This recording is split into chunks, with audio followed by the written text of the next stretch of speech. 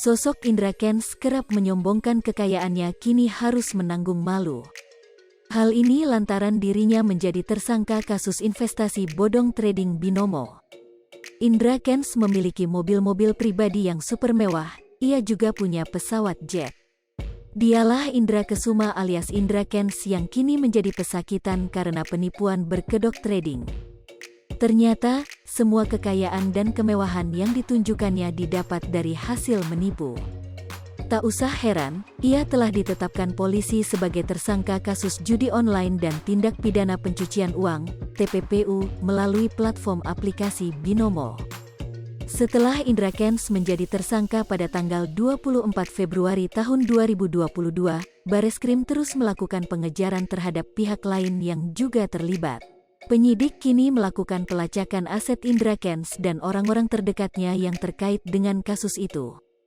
Penyidik akan melakukan tracing terhadap aset milik saudara Indra Kents, yang terkait dengan transaksi yang dilakukan yang ada hubungannya dengan perkara kasus ini, kata Karo Penmas Divisi Humas Polri, Brigjen Ahmad Ramadan secara virtual, Kamis, 25/2/20.222.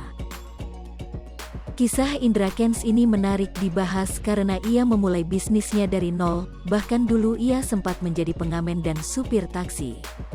Ya, sebelum terkenal seperti sekarang, Indra Kents sempat banting tulang membantu keuangan keluarga. Mulai jadi supir taksi, pengamen, berjualan online, dan lainnya. Namun, peruntungannya mulai naik saat ia membuat aplikasi bernama Binomo dan sukses.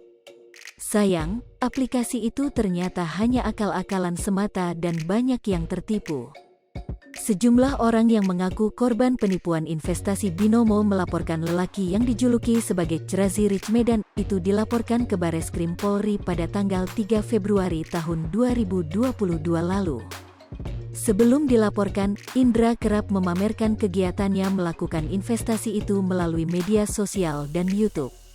Dari berbagai data yang dihimpun, Indra diketahui lahir di Rantau Prapat, Sumatera Utara, pada tanggal 31 Mei tahun 1996. Nama aslinya adalah Indra Kesuma.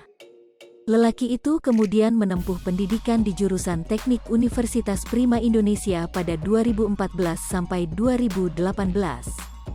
Setelah itu dia dilaporkan merantau ke Medan. Selama merantau itu, Indra pernah bekerja. Hai pemirsa Sri Popo TV, jangan lupa komen, like, dan subscribe, serta tonton terus berita-berita